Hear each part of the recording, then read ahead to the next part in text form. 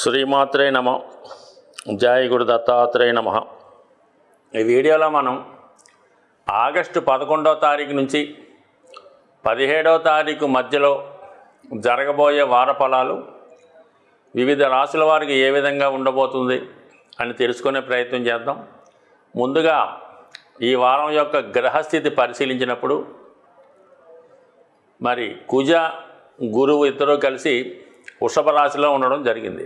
అంటే ఒక విధంగా 1, 9 స్థానాధిపతులు ధనస్థానంలో సంచరించడం వల్ల, అంటే ఇది సహజ రాశి చక్రంలో వృషభం ధనస్థానం కాబట్టి అక్కడ ఈ కుజ గురువులు కలియడం వల్ల ఆర్థిక పరంగా అందరికీ స్థితి అనుకూలంగా ఉంటుంది.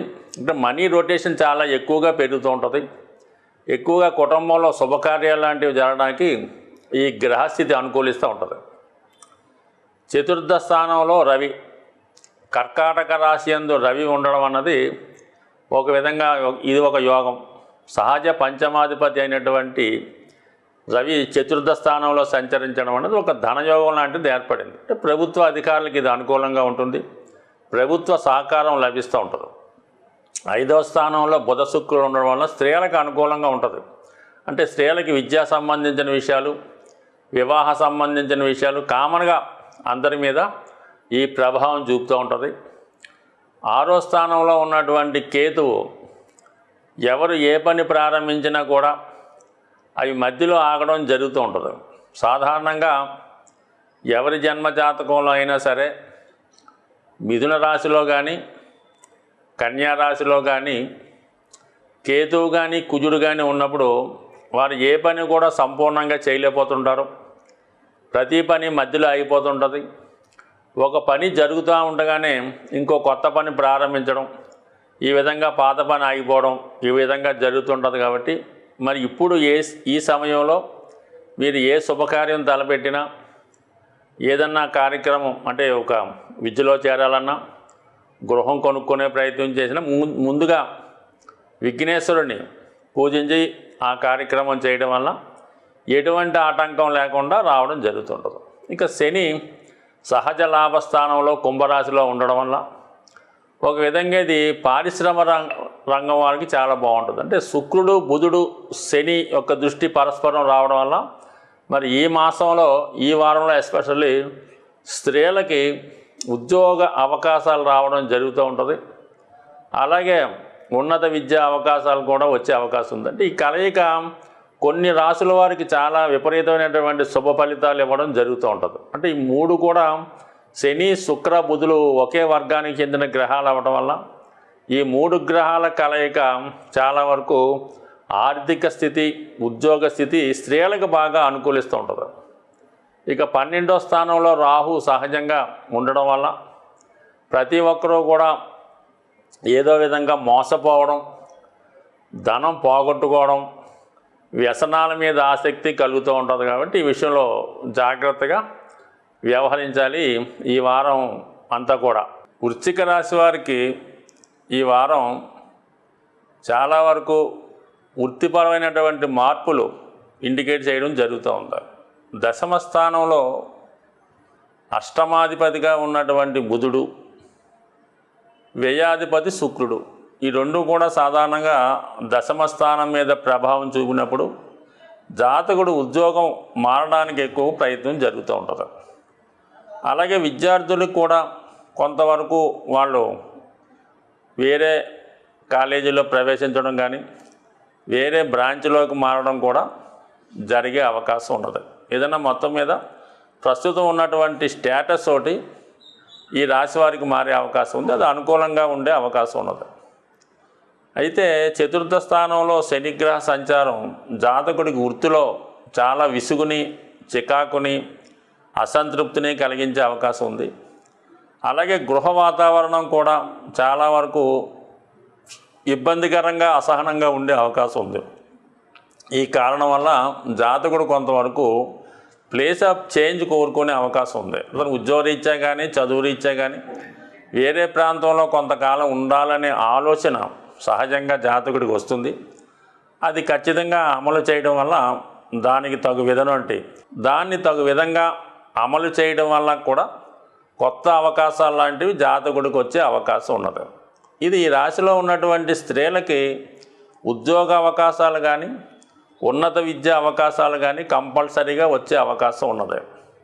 ఇక వివాహ సంబంధించిన విషయాల్లో ఉన్నటువంటి సమస్యలు చాలా వరకు పరిష్కారమై, అలాగే మరి కొత్తగా ఎవరైతే వివాహం కాని వాళ్ళు ప్రయత్నం చేస్తున్నారో వారికి కూడా కొంతవరకు వివాహానికి ఒక విధమైనటువంటి గ్రీన్ సిగ్నల్ లభించే అవకాశం ఉంది. ప్రేమ వివాహం కొరకు ఎవరైతే ఎదురు చూస్తున్నారో వారికి ఈ నెలలో ఏదో విధంగా దాన్ని ఫైనల్ చేసుకోవడం అన్నది మంచిది. మళ్ళీ ఈ వారం దాటితే చాలా వరకు ప్రేమ వివాహం చేసుకుందామనే వారికి కొంత నిరాశ వచ్చే అవకాశం ఉన్నది. అంటే ఈ ప్రస్తుతం ఏంటంటే రాష్ట్రాధిపతి పంచమ స్థానాధిపతి అయినటువంటి కుజ గురులు సప్తమ స్థానంలో సంచరిస్తున్నారు. సో ఈ కారణం వల్ల ఏమవుతుందంటే ఇది వివాహానికి అనుకూలంగా ఉంటుంది. మళ్ళా కుజుడు మరి త్వరలో అష్టమ స్థానంలోకి వెళ్ళిపోవడం వల్ల మళ్ళీ మీ యొక్క ప్రయత్నం కొంతకాలం పాటు వాయిదా పడి మళ్ళీ ఇది కొన్నాళ్ళకి సక్సెస్ అయ్యే అవకాశం ఉంటుంది. కాబట్టి ఈ ప్రేమ పెళ్లి విషయంలో ఎవరైతే ఎదురు చూస్తున్నారో వాళ్ళు ఒక నిర్ణయానికి రావడం మంచిది. అలాగే ఉద్యోగ విషయంలో ప్లేస్ మారదాం అనుకున్న వాళ్ళు కూడా ఇది చాలా అనుకూలంగా ఉంటుంది. అయితే ఏదన్నా ప్రయాణాలు చేస్తున్నప్పుడు ప్రమాదకరమైన వృత్తుల్లో ఉన్నవాళ్ళు చాలా వరకు జాగ్రత్తగా ప్రయాణాలు చేయాలి. ఏమాత్రం అప్రమత్తంగా ఉన్న కొద్దిపాటి ప్రమాదాలు లాంటివి జరిగే అవకాశం ఉన్నది. అంటే కుజుడు రాశిని వీక్షిస్తున్నాడు కాబట్టి ఈ విధమైన చికాకులు జరిగే అవకాశం ఉంది. అయితే ఏంటంటే గురుబలం ఉంది కాబట్టి పెద్దగా జరగకపోవచ్చు. ఏదైనా కొద్ది జాగ్రత్త అన్నది అవసరం. అలాగే మరి ధన విషయంలో కూడా కొంతవరకు భూములు స్థిరాస్తులు మొదలగు వాటి మీద ఆదాయం పెరగడం వల్ల, అలాగే మీకున్నటువంటి స్థిరాస్తుల యొక్క విలువ పెరగడం వల్ల కూడా మార్కెట్లో మీకున్నటువంటి కుటుంబ వాల్యూ చాలా వరకు పెరుగుతుంది.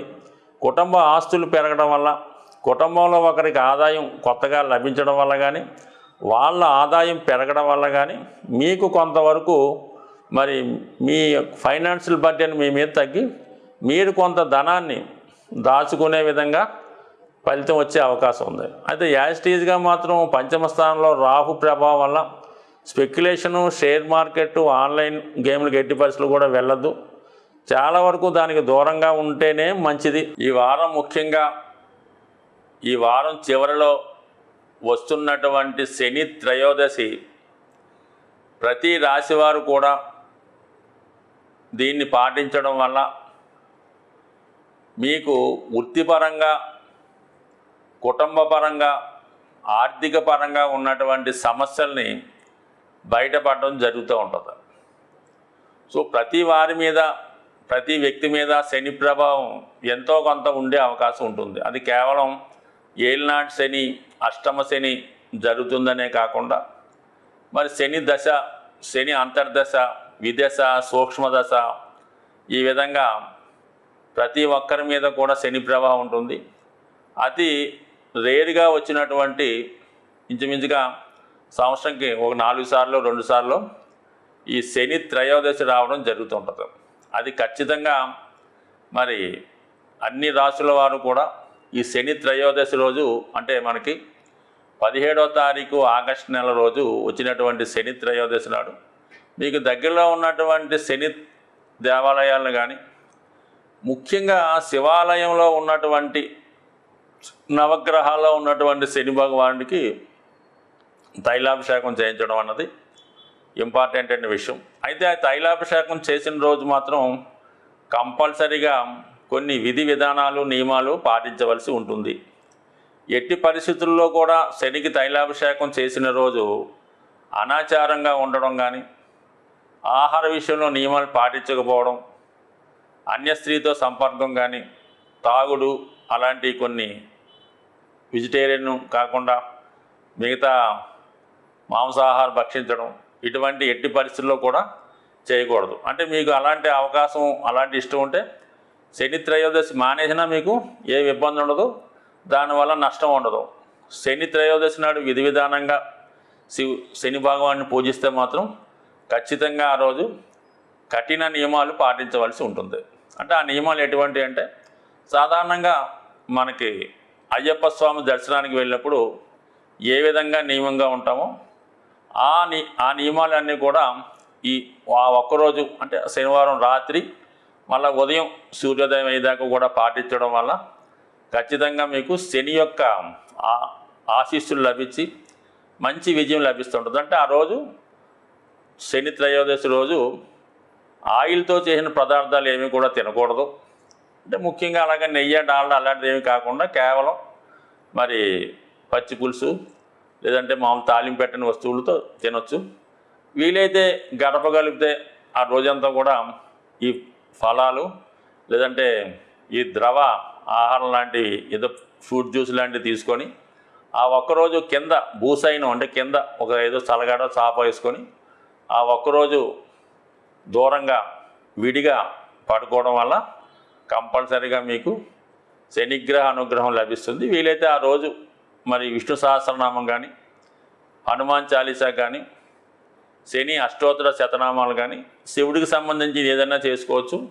ఇంకా కొంతమంది కొన్ని ప్రాంతాల్లో ఆచారం ఏంటంటే ఏదైనా దేవాలయంలో ముఖ్యంగా హనుమాన్ దేవాలయంలో శివాలయంలో